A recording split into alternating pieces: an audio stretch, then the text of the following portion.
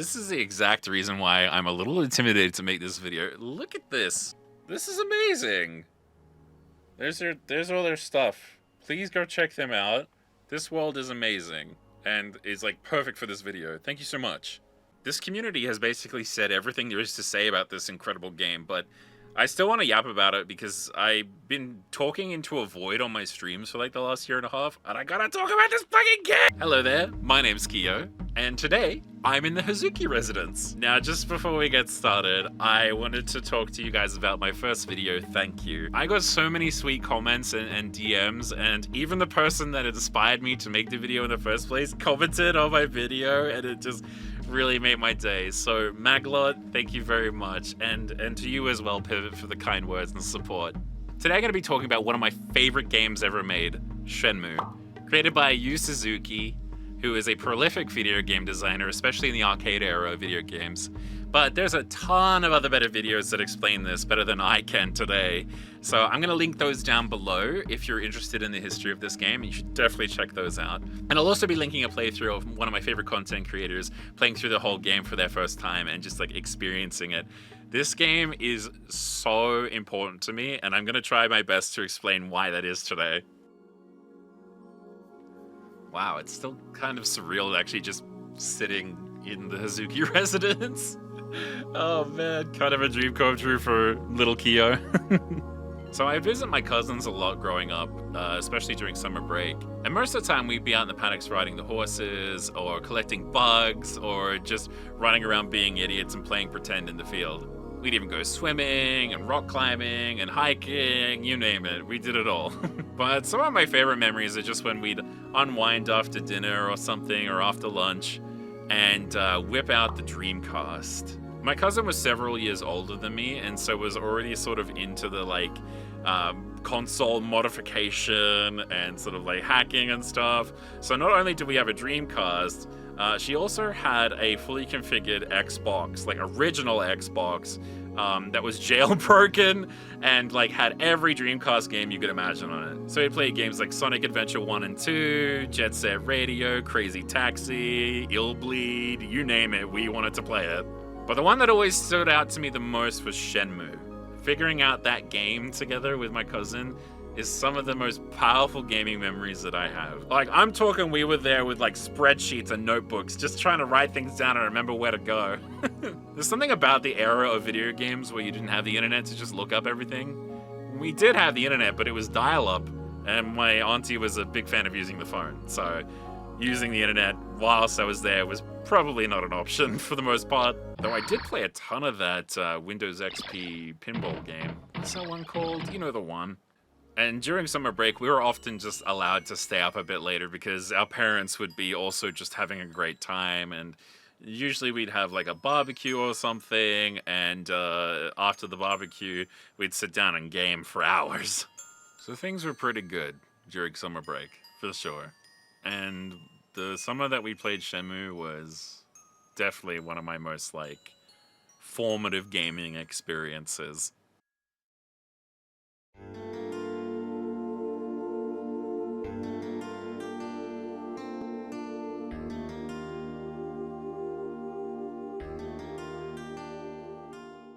At the time, games just weren't like Shenmue. And the reasons for that are so long that we'd be here all day. But I'll do my best to surmise it. The game's dub is infamous. There are some lines in it that I still quote to this day just because they're so like otherworldly and absurd.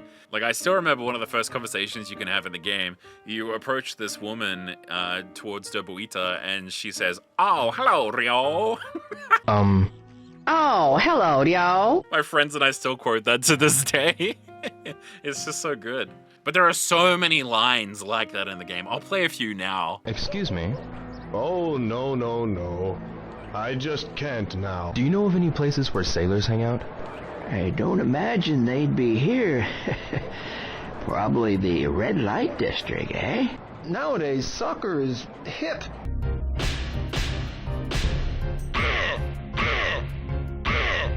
I'm trying to find some sailors. Sailors? I see lots of them in the evenings. Try asking Chinese people about Chinese. It's a move from Kobujutsu called Double Blow. Sorry, kid. We're busy. Go ask someone else. Look here, Rio. You know you're too young to drink. Understand? Alright, I can't serve you alcohol, but have a seat. thanks. How about a cola? So like imagine like you're a young kid playing this with your older cousin, and like the dub is just making us lose our minds laughing in tears sometimes. But we were just so invested for some reason, and I think a lot of that has to do with the fact that like basically the entire world is interactive. The creator Yu Suzuki talks about how he wanted to create a different kind of game. He didn't just want to create some kind of open world experience, he wanted to make something called a free game, which is basically to say that you were free to approach it as you wanted to and interact with everything that you could see, and it would react in the way that you expect.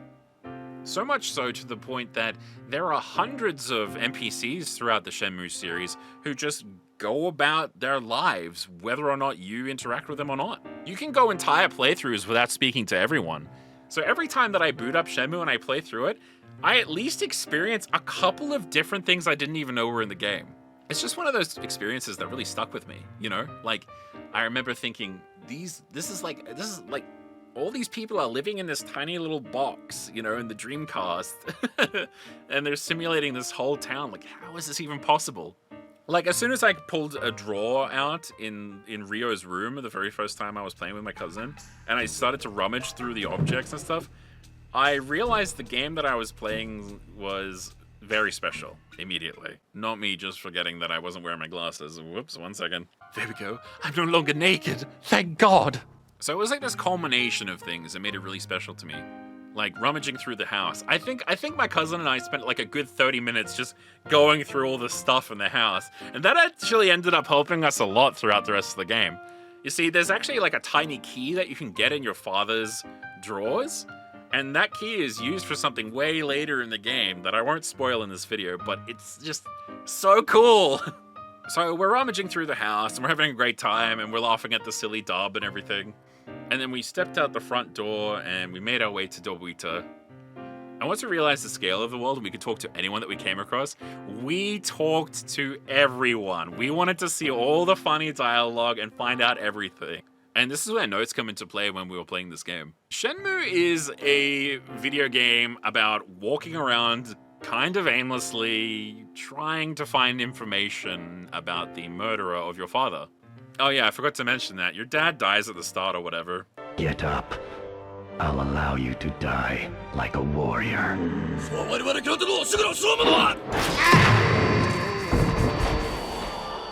Oh, Father.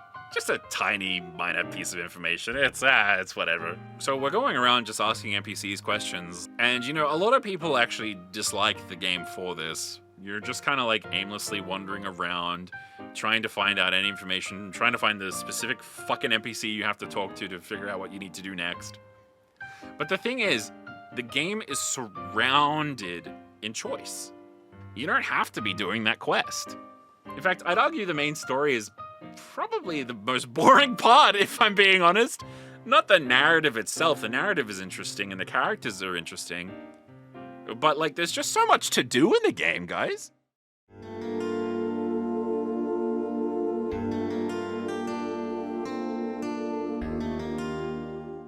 There's an arcade with many of Yu Suzuki's real arcade ports. There's some silly stuff there like QTE Excite. But there's also gachapons. Oh my god, the gachapon.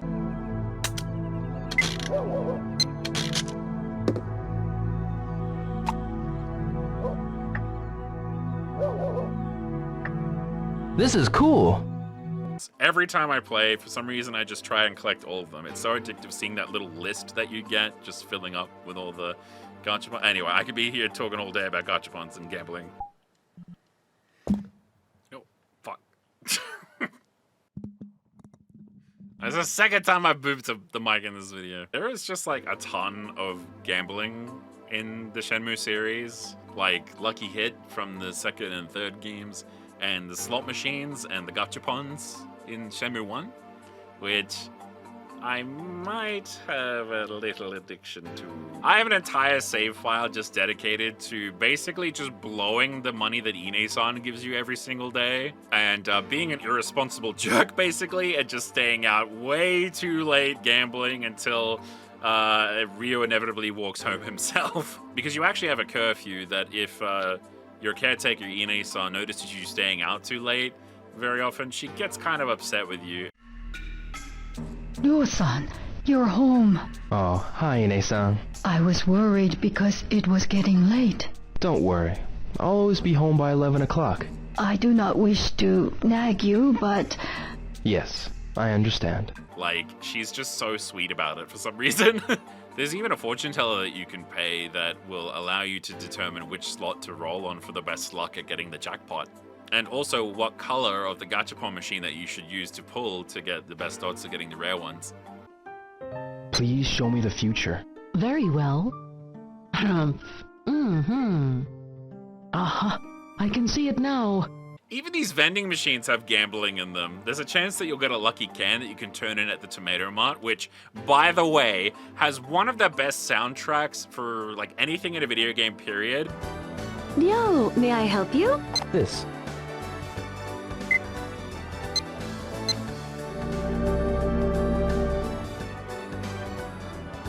Draw a ticket, please.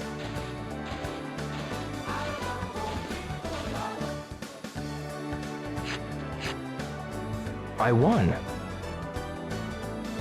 Take your pick.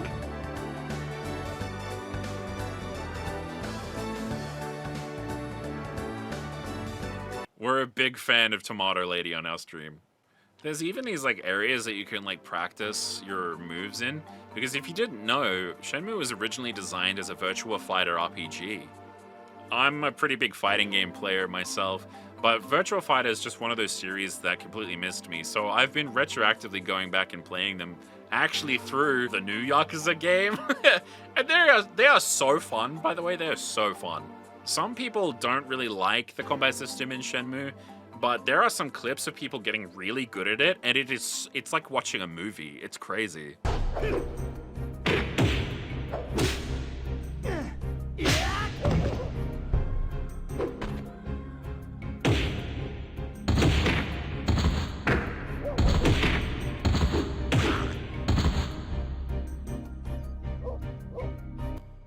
Here we are in Sakuragaoka Park. So like, when we were playing the game, it just felt like this huge world to us. There was all this stuff to do. It was kind of confusing, but that's what made it special. We just kind of aimlessly wandered around and interacted with all these fun little systems and mini games and gambling and whatever have you. The main story actually kind of took a back seat. But as we progressed through the game and we talked to the right people, it was always like this exciting moment that the game was sort of moving along through the story. And the game actually kind of changes as you experience it. For example, the day and night cycle, if you've ever played the game, you know that this like transition from day to night is like super special, and the vibes, mwah, immaculate.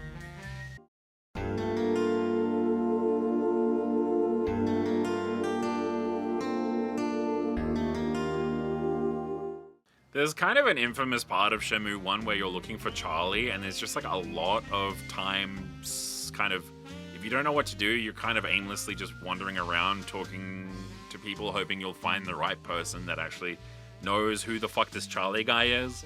I think Ryu says something along the lines of like, his name is Charlie and he wears a black leather jacket and has a tattoo on his arm, like repeatedly throughout the game. I'm looking for a guy named Charlie. Charlie? He wears a black leather jacket and sunglasses, and has a tattoo on his arm. And like, you have to be at areas at specific moments and things like that. But to me, that kind of gave you incentive to play the rest of the game. There's a couple of schoolgirls in the game who are just like violently trying to push that like typical like delinquent girl failure energy that is just so funny. Got a minute? Huh? Get out of my space, schoolboy! Who the hell hell you think you are? I'm not in the mood for this. Beat it! I'll slap you silly, you pansy. You best get out of my face! What a pansy-ass geek. They are some sassy bitches. So yeah, there is this day and night cycle and these systems in play where you have to sort of be at specific parts of the game at specific times to get the story to keep moving. But like as you spent more days throughout the game, you kind of started to get a lay of the land and you could start to move through the area quickly. You started to know where people were actually talking about when they suggested you go check out somewhere. And it also kind of felt like you were becoming sort of part of the community because you were talking to everyone. You knew what their jobs were and you knew what they did throughout the day and what time they would show up at certain places. And you just started to get like a lay of the land. And every time you would see like a character that you know has some funny lines of dialogue, you just go up and talk to them just to see what they had to say. And sometimes what characters have to say is actually contextual to where you are in the story, which is so cool because it kind of like deepens the characters even more. And sometimes you're just gonna get a guy that's gonna tell you to kiss off. You sure got nerve. Go on, kiss off, punk. This map is kind of freaky when you're all alone in it and it's just dark out. It's actually making me realize how important the NPCs and like the ambient audio of the game is because, by the way, the audio in this game is amazing.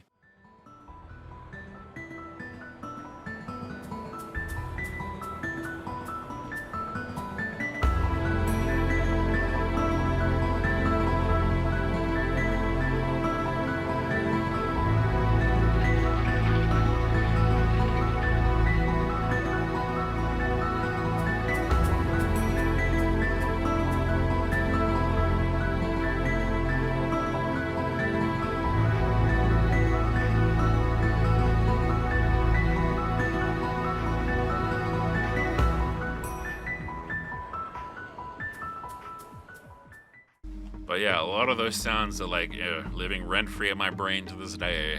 Like a parasitic demon that will not leave me alone. And it was part of this sort of like aimless nature of the game that kind of kept us pushing through. We were always interested to see what the next characters would say, or if we could actually find Lan Di and defeat him. And it was like there was serious stakes involved. You kind of cared about Rio, and he was kind of stiff and awkward, and a very normal human being that doesn't talk like this. I have to go somewhere, so I can't take the onions now. I don't know, I just really like the guy. It's kind of relatable being that socially awkward, okay? Alright, fine, I'll just let out my demons. And whenever you got to the next disc, oh man, when you get to the warehouse district, when you get to the harbor, it is just better and better. You get the best tomato store with the most amount of gachapons. There's a sick as fuck dartboard there. You can listen to music, you can buy new music. There's a whole new tomato girl who's really funny and trying to get wrapped up in like stardom and things like that. Excuse me, Yes? What is it? do you know if I could get a job here? The pay here sucks. You don't say. A young, strong guy like yourself can make more money at the harbor. Why not try to become an actor? You've got what it takes. No, I'm not interested. Then there's like all the workers, and not to mention the forklift racing, the most metal part of Shenmue's entire existence. And I'm pretty sure these forklift scenes are the sole reason that Ryu appeared in Sonic Sega All-Star Racing.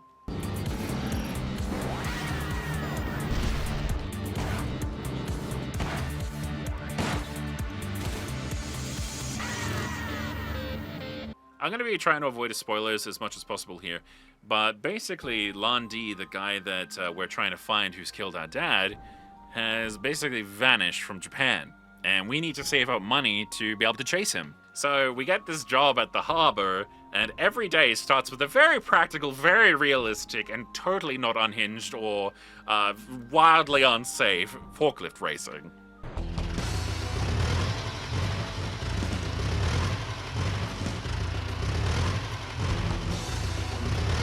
Good morning, everyone. Morning. Time for a daily warm-up race. You all do your best now. Yeah. Like always, 3 laps to the finish. Everybody ready? Yeah. On your mark. Almost time to go.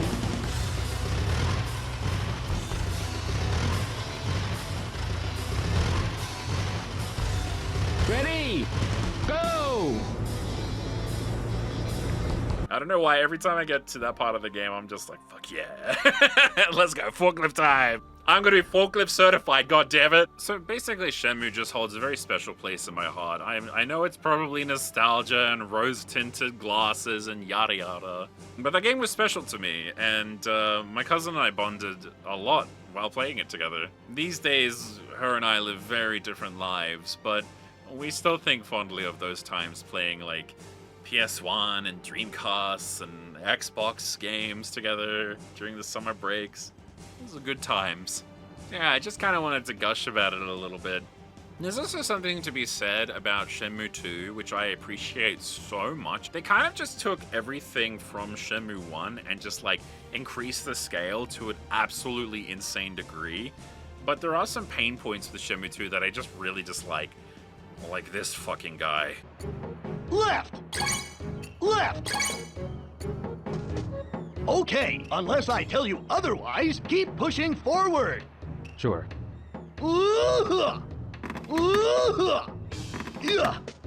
Right! Left! Right! And also, money plays a very different role in the second game.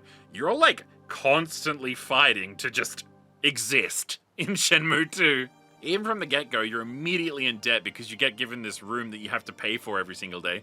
So your first objective is basically to get a job and like try and pay it.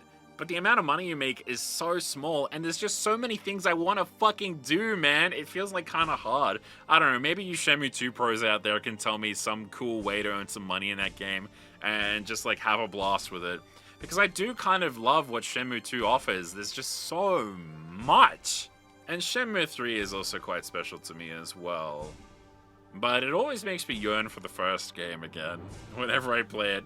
I'll usually get like halfway through a playthrough of Shenmue 3 and then I'm just like, nah, fuck it, I'm just gonna play Shenmue 1 again! But anyway, I just wanted to spend a bit of time gushing about one of my favorite games and just kind of see how this kind of video format goes. If you like this kind of video, let me know in the comments below and I'll keep making some. There's plenty of other games I could talk about, especially in sort of like the Dreamcast era, early 2000s Flash games slash RuneScape, you know, Jesus, I really am old. But I'm always down for a yap, and I appreciate you guys listening to it if you made it this far in the video.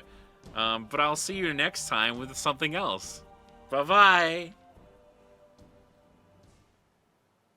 Soccer is hip.